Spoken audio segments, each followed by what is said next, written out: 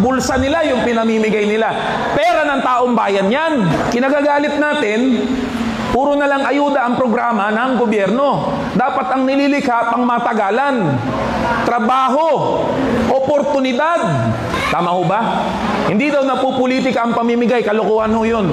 Hinahamon ko nga si DSWD Rex Gatchalian Secretary Rex Gatchalian. Sabi niya, hindi napupolitika ang ayuda. Hinahamon ko siya, on live. Sabi ko, sige Secretary, mamili ka ng barangay, sasamahan kita, ipakikita ko sa iyo paano napupolitika ang pamimigay ng ayuda. Ang punto, nilalaan ng gobyerno yung napakalaking budget niya doon sa puro ayuda, ayuda, ayuda. Sa halip na gumawa ng kapaki-pakinabang na mga programa at mga serbisyo. Nalilikha ng trabaho at oportunidad pang matagalan. Mas gusto ho natin yun. Dahil ang ayuda, one time, big time.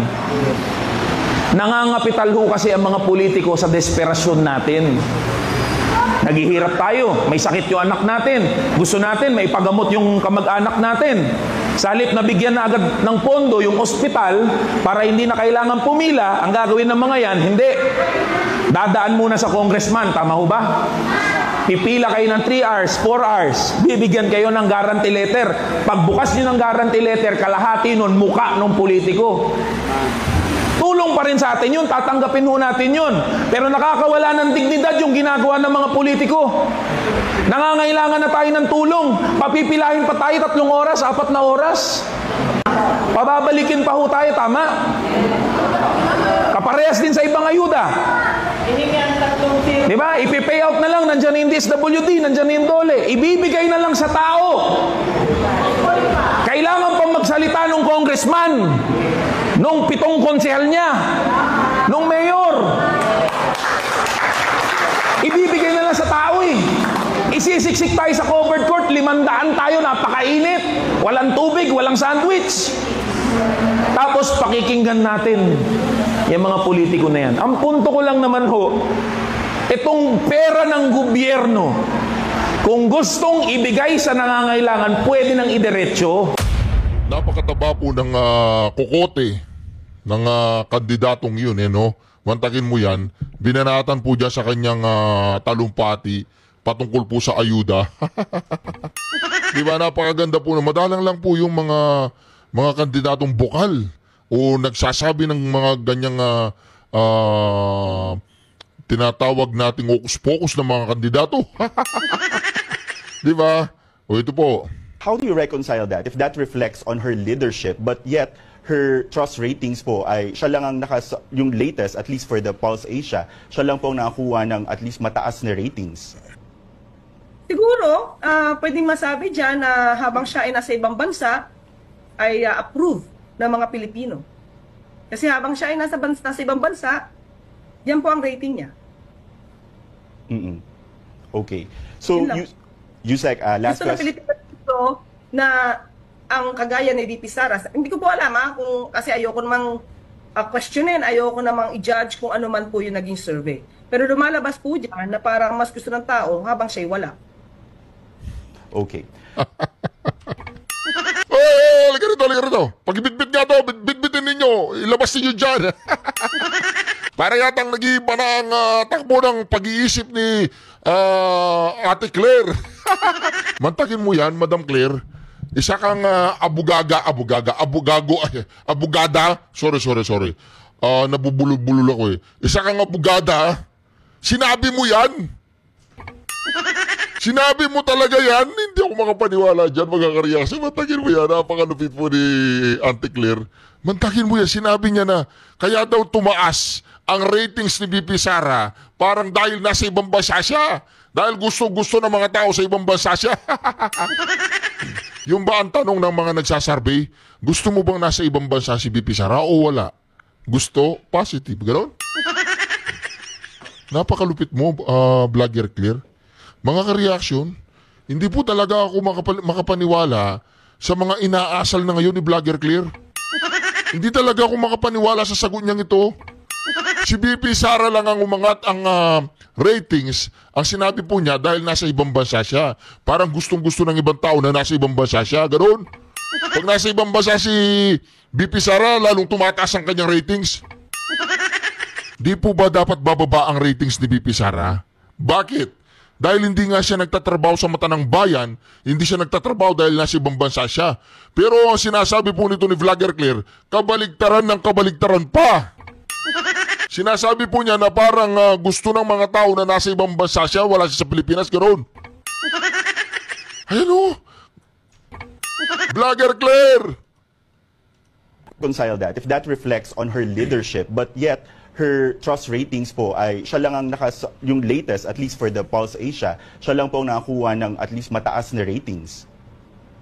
Siguro, pwedeng masabi dyan na habang siya ay nasa ibang bansa, ay approve ng mga Pilipino. Kasi habang siya ay nasa ibang bansa, yan po ang rating niya. Parang punong-puno siya ng galit sa puso. Parang binuli siya nung high school siya, nung elementary siya.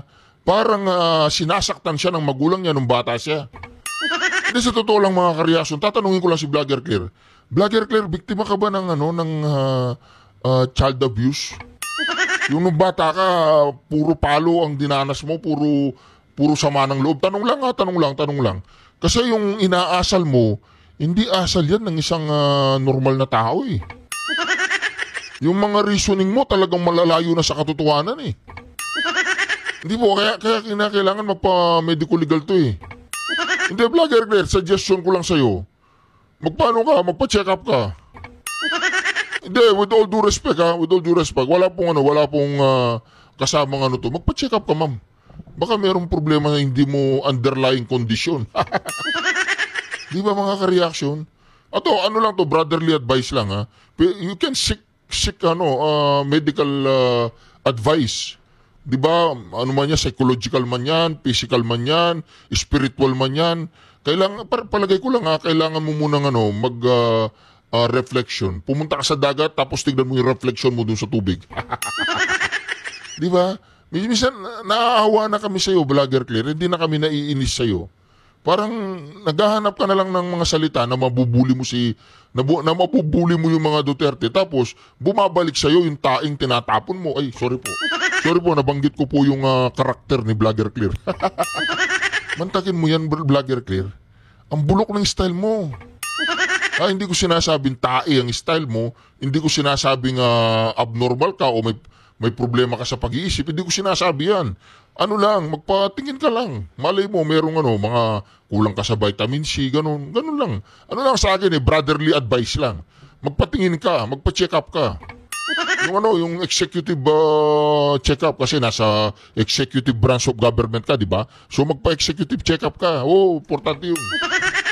Kasi kailangan ka ng taong bayan, kailangan ka ng mamamayang Pilipino, kailangan ka namin dyan dahil ikaw yung tagapagsinungaling ng Malacanang.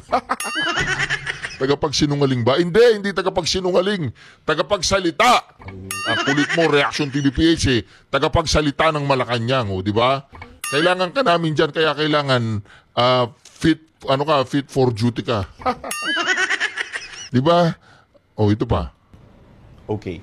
So, Yusek, last Gusto na question. Pilipinas ito na ang kagaya ni VP Sara, hindi ko po alam kung kasi ayoko namang questionin, ayoko namang i-judge kung ano man po yung naging survey. Pero lumalabas po dyan na parang mas gusto ng tao habang siya'y wala.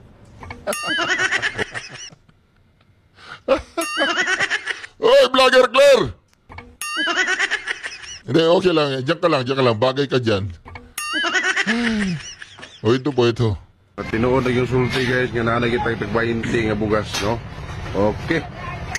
Tinuod ka dyan. Nakikita po ninyo 20 pesos na bigas. 20 na yung kilos bugas, no? Abi ko binuwang na to. Dati ko tiyaw ba? Natuman ka dyan. 20 na kilo. Salamat. Nakikita po yung kulay ng 40 at saka 20. Ayan, ang layo. Kaya Mr. President. Di ba? Tapos, yung 20, 40, 20, 20. Ayan 20 na bigas, 20 na bigas, 40 ang bigas. Ang layo po, 20 na bigas. Masyadong itim no? Paano mo kakainin yan? Natuman ka dyan. 20 na kilo. Salamat kayo Mr. President. Di ba? Ayan Yan 20, 40, 20, ayan 40. Paano kakainin yan? Asan yung DA? Hello, Department of Agriculture. Gusto ko makausap yung nagmamagaling ninyong ano ba yun? Siya ba yung secretary o spokesperson? Mo nga sila, pakisabi nga sa kanya na yung 20 bigas 20 pesos lang. Mantakin mo yan, ang itim, ang baho. Makikita po ninyo Ayan 20, di ba? Ang lupit, di ba? Pinagmamalaki po nila yan. Di ba, Yung sulti guys, nga na kita ipag-20 nga bugas, no? 20 nga naman, kakainin mo yan. Okay. Inuwag ka dyan. Ayan, tinatarantado yata tayo ng mga taong to. Kakainin mo yan, ang itim. Pagkain baboy yan 20 naging kilos bugas, no? Pagkain baboy yan. Dati ko tiyaw ba? Natuman ka dyan. 20 lang kilo. Salamat kayo, Mr. Pagkain President. tao yan, pagkain tao yan. Ito, pagkain baboy yan. Pagkain baboy yan. Yan, pagkain tao. Naku po, tama po si BP Sara. Di ba, napakalupit. Yan pa, Alam mo ba? Yan. Mahal mo na. Wala tayong magagawa, mahal mo na. Ba't adan? Ba't adan? Paano mo kakainin yan? Paano po natin kakainin yung bigas na yan, mga kareaksyon? Ito'y magandang balita para sa ating mga kababayan. At least magsisimula na sa Visayas itong 20 pesos na presyo ng bigas. Napakalaking bagay ito. Ito'y campaign promise ng ating mahal na Pangulo na dapat nating tuparin sa sambayanan. Kaya good news ito para sa lahat. Alam mo, Bong Revilla, alam mo Brad, idol kita ikaw si Panday Idol kita sana kaya lang, gago ka ba? Kayo, Bong Revilla, Tinuod na yung sulti guys, nga sandali na lang. kita Pagkita mo nga kay Bong Revilla yan. Kaya mong kainin yan, Bong Revilla? Yan. Kaya mong kainin yan? Yan, Yan pagkain tao, yan pagkain hayop, yan. Asa si Bong Revilla? Pakitawagan nga. Kaya mo bang kainin yan, Bong Revilla? Hindi, tatanong ko lang kay Bong Revilla, kaya bang kainin niya to ni Buduts? Ayun di ba? Proud na proud pa si Buduts. Alam po ninyo, naaawa ako sa mga kababayan natin taga Bisaya. Walang ya kayo, anong tingin ninyo sa mga kababayan natin taga Bisaya? Mga maliliit na uring tao? Mga chipatonic na tao yung mga taga Visayas? Ang tingin nyo sa kanila talagang parang pulgas? Pakakainin nyo sila ng ganitong klaseng Tinuod na yung bigas? sulti guys, nga na kita Ayan, ipag-20 nga bugas, no? Ayan pakakainin nyo sila ng ganitong klaseng bigas? Okay. Akala ko naman kanina, gawa-gawa lang nung isang nag-vlog. Inuwag ka dyan. Ang itim mo. Ayan 20 naging kilos bugas, no? walang yaka Buduts. Pinagmamayabang mo yan. Abi ko binuwang na to. Dati ko tiyaw ba? Natuman ka dyan. 20 lang kilo. Salamat kayo, Mr. President. Di ba? Paano kakainin? Alam po ninyo, in-implement daw po nila yan sa Davao, sa Visayas. Ibig sabihin, ang tingin nila sa mga taga-Visayas, ang tingin nila sa inyo mga baboy. Yung baboy nga, hindi kakainin yan Tapos, itong si Buduts, mga kareaksyon, ito. Teka lang. Tapos, asa si Buduts, ito. Tapos, itong si Buduts, pinagmamayabang niya. Talaga po mga kareaksyon. Ang tingin ng mga ito sa mga Bisaya ay talagang maliliit ang uri. Diba? Kasi pag dinala mo yan, pag dinala mo yan bandang Cavite, pag dinala mo yan bandang Batangas, hindi po kakainin yan ng mga taga Cavite. Taga Cavite yan Isahin kaya natin dito sa taong to, isang taong kung pakain sa kanya yung bigas na yan. Di ba po isang taong kung pakain sa kanya yan? Tingnan ko kung anong mangyayari sa kanya. Siyempre, magpapakitang gilas yan. Kakainin niya, di ba? Ito'y magandang balita para sa ating mga kababayan. At least magsisimula na sa Visayas itong 20 pesos na presyo ng bigas. Napakalaking bagay. Alam po ninyo, dahil mahina nga daw po sila sa Visayas, sabi ni BP Sara, nagpapanik na daw po ang alyansa. Nagpapanik na ang alyansa, wala na pong tatakbuhan ng alyansa. Hindi sila makapasok na Mindanao. warak sila dyan, 96% sila dyan. Warak sila sa Mindanao. Dito naman sa Luzon, medyo may laban ng konti ang alyansa dyan. Pero mga ka-reaction, dala-dala po ni Marcoleta ang Luzon. Naku po. Punta po kayo bandang Luzon, bandang Upper Luzon, bandang Northern Luzon, punta po kayo. Tingnan po ninyo, magkakalabang kandidato, congressman, magkalabang congressman, nandoon ang pagmamukha ni Marcoleta. Magkalabang gobernador, nandoon ang mukha ni Marcoleta. Magkalabang mayor, magkakalabang konsehal, nandoon ang pagmumukha ni Marcoleta. Anong ibig sabihin nun? Ibig sabihin, ang PDP laban sa bandang norte ay napakalakas. Huwag po kayong maniwala sa mga survey. Gusto ninyong makita ang totoong survey? O mga ka-reaction, tingnan po ninyo itong totoong survey. Ito po ang totoong survey. Huwag po kayong maniwala sa mga survey na yan. Kaya kahit nga po itong Comelec, nagsalita na eh. Ang sabi po ng Comelec, mamaya pagkatapos ng video na ito, yung picture na ito, ayan po ang totoong survey mga ka-reaction. Ako po, ito na sinasabi natin dyan mga ka-reaction. Kapag patuloy tayong nagpapaniwala sa mga survey, ayan po ang totoong survey mga ka-reaction. Ayan Bomgo, 63.54% awareness. Pumapangalawa si Bato. Sabi ko na si Jimmy Bondok, hahataw itong si Jimmy Bondok eh. Rodante Marcoleta, Philip Salvador, Apollo Kibuloy, naku po. JB Hinlo, Richard Mata, Raul Lambino, Attorney Vic Rodriguez, Willie Rabillame, tsaka si Erwin Tulpo pang number 12. Saan po yan mga ka-reaction? University of Mindanao Institute, Popular Opinion. Naku po, kaya hindi po sila makapasok dyan sa Mindanao. Sa Mindanao, wala na po, warak na sila dyan sa Mindanao. Huwag po kayong maniwala doon sa... Alam po ninyo, ang Mindanao, napakaraming butante niyan. Vote rich po yan. Ang Visayas, napakarami din po yan. Ngayon, namamagasa po, bumabanat po itong si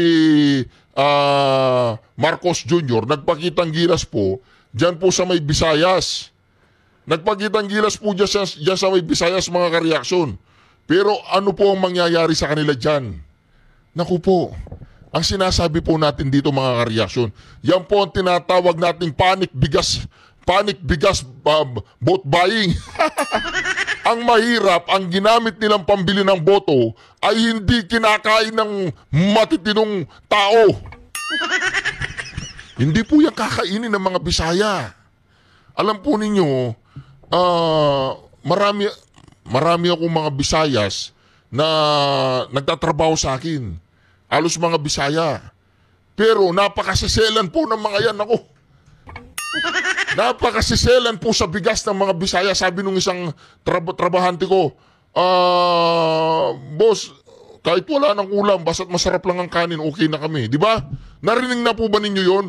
Kahit wala ng ulam, basta't masarap yung kanin, goods na yon. Tubig, asin, okay na yun, basta't masarap yung kanin. Masarap nga yung ulam, yung kanin naman, parang yun, NFA rice. Naku. Kaya dito mga reaction ito nagsalita ang Comelec. Alam po ninyo kung ano nangyayari ngayon? Pati po itong Comelec, hindi ko alam kung ano ito sinasabi nila. Ito, magre-react po tayo dito mga ka-reaction. Sa mga panahon na ganito, lalo sa mga mahihirap, kinakailangan tutulungan po sila. Pero, hindi pa pwedeng unli. Hindi pa pwedeng walang kondisyon. Hindi pa pwedeng walang limitation. Kasi otherwise, yun ang vote buying. Agad na inaprubahan ng Commission on Elections o COMELEC ang hininging exemption ni Department of Agriculture Secretary Francisco Chu Laurel Jr. para sa pagbibenta o implementasyon ng 20 pesos rice project ng pamahalaan. Nakalagay sa exemption na hanggang 2028 ang implementasyon ng proyekto na may 5 billion pesos na pondo. Kabilang naman sa karagdagang 5 billion pesos hanggang 2028. Sinabi po nung isang eksperto mga ka-reaction, sa bagay, aabot yan ng, kahit 2058 pa yan, aabot yan. Kahit 3,000 years from now, aabot yan. Kasi wala namang bibili sa bigas na yan eh. Paano hindi aabot? Paano mawawala ng bigas sa merkado ng 20 pesos? Wala namang kakain yan. Nagtakin po ninyo yan. Ang tingin po nila sa mga Bisaya ay napakaliliit na uring tao. Napaka-chip ng mga Bisaya. Kakainin ng mga Bisaya kahit yung maiitim na bigas. Tapos iboboto nila tayo. Ganun po ang tingin nila sa mga kababayan natin mga Bisayas. Alam po ninyo, dapat nga ang national language natin o dialect Bisayas Kasi napakaraming Bisaya Marami pa nga Bisaya kaysa sa mga Tagalog Di ba? Kaya mga kareaksyon dito, wag po nating insultuhin yung mga taga-Bisayas. Wag po natin silang insultuhin. Kasi pag nagalit ang mga yan, wala talagang boboto sa alyansa. Kasi bastusan po ang ginagawa nila sa ating mga kababayang Bisaya. Mantakin mo yan, pinakita po nila kung anong kulay ng 20 pesos na bigas. Tapos sasabihin ng Department of Agriculture Secretary ba yun? Yung ba yung agriculture o spokesperson yun? Na ang kinakain daw nila ay katulad ng binebenta. Pero mga kareaksyon, dito makikita po natin talagang lantaran po. Hayagan po ang pambabastos nila sa ating mga kababayang Bisayas. Kaya ako, naniniwala ako itong mga kababayan natin mga Bisayas na to. Kapag nagalit ang mga yan, palagay ko lang, kahit bigyan pa ninyo ng tigli 5,000 ayuda yan, sa ginawa ninyo sa kanilang ganyan, na binigyan nyo sila ng kanin anong tawag doon, grabe pa, masaul pa sa pagkain baboy. Nako, palagay ko mga kareaksyon, ako kilala ko po yung mga Bisaya. Mababait po yung mga yan. Mababait yan, masisipag. Wala po akong masabi sa mga Bisaya. Pero sasabihin ko po sa inyo, pag nagalit ang Bisaya, nako. Diba, pag nagalit ang Bisaya, ay, nako.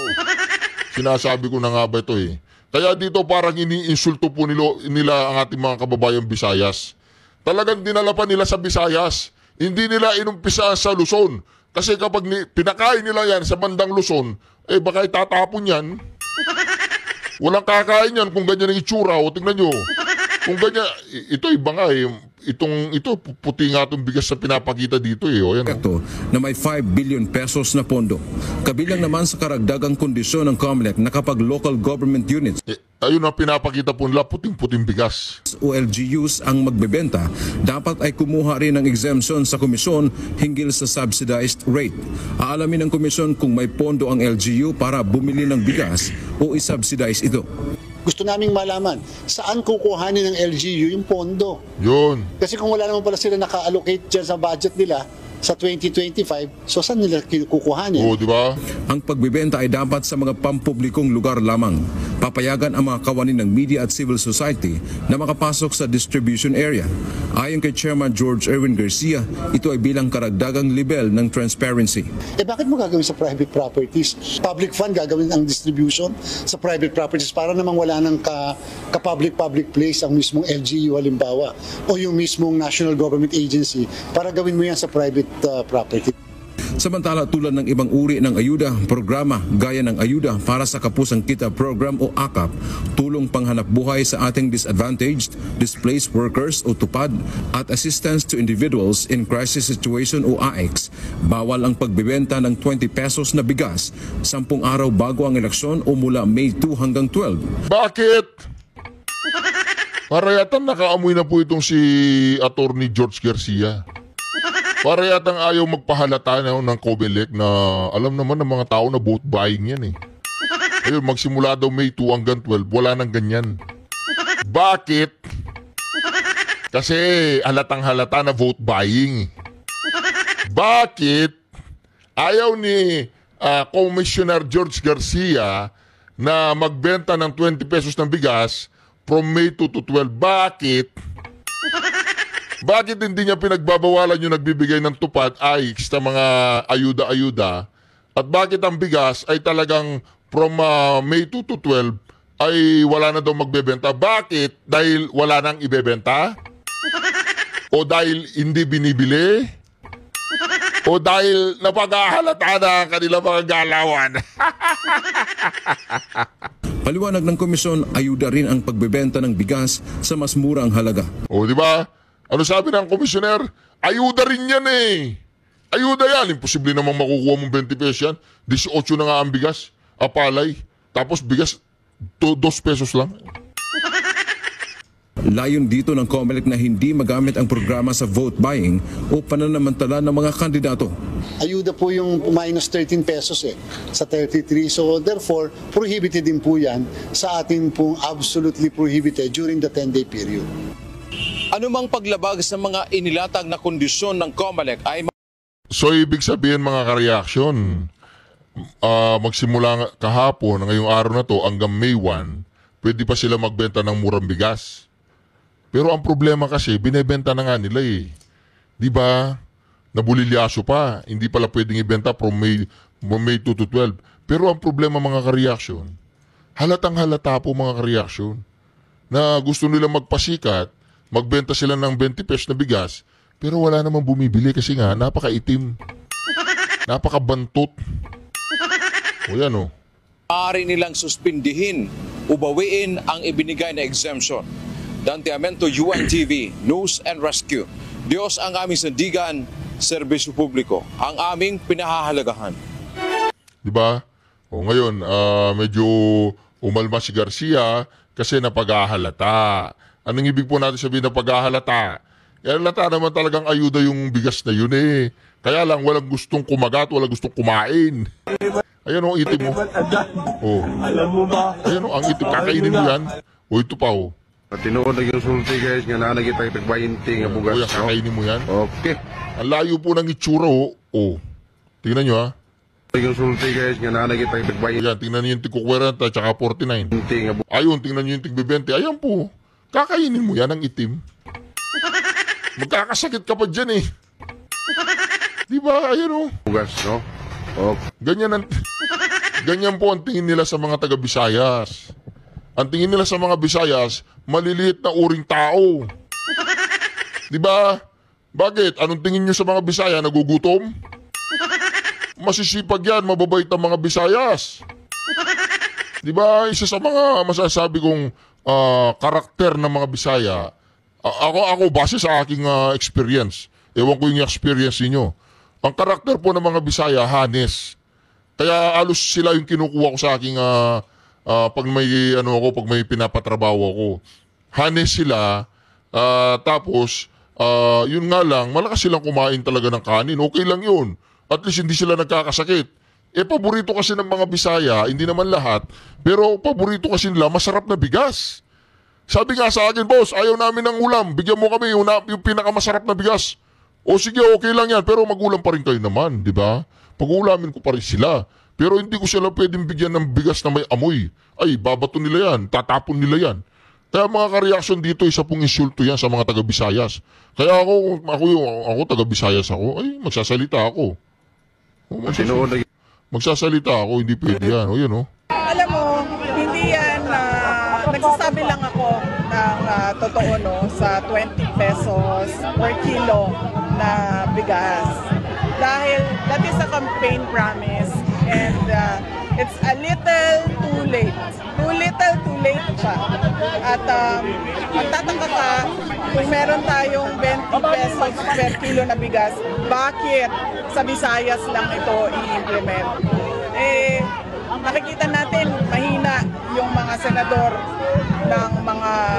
ng administrasyon doon sa Visayas. So, huwag daw po mairali ng crab mentality. Kaya nga ma'am, hindi yan na pagiging na mapagpuna. Nagsasabi ako ng totoo. It's a campaign promise, yung 20 pesos per kilo na rice. And ngayon lang in-implement na panahon ng eleksyon. It's sabi ko nga, too little, too late to comply with the campaign promise ngayon. At para lang din sa isa pang darating na eleksyon kung sa lugar sa Visayas kung saan mahina ang numero ng mga kandidato ni BBM. Yun po ang nakikita natin primary reason o pangunahing dahilan kung bakit sa Bisaya po ang unang bulusok ng 20 pesos na bigas na hindi naman makakain ng mga Bisayas. Itaga po ninyo sa bato yan. Tignan po ninyo kung sasabihin ng mga Bisaya. Ay, sinasabi ko po sa inyo, huwag nyo mamaliitin ng mga Bisaya dahil hindi po sila kumakain ng ganyang klaseng pagkain. Ay, Kilala ko po yung mga Bisaya, hindi po ako sa pag-aano, kilala ko po sila. Marami po ako naging kaibigan.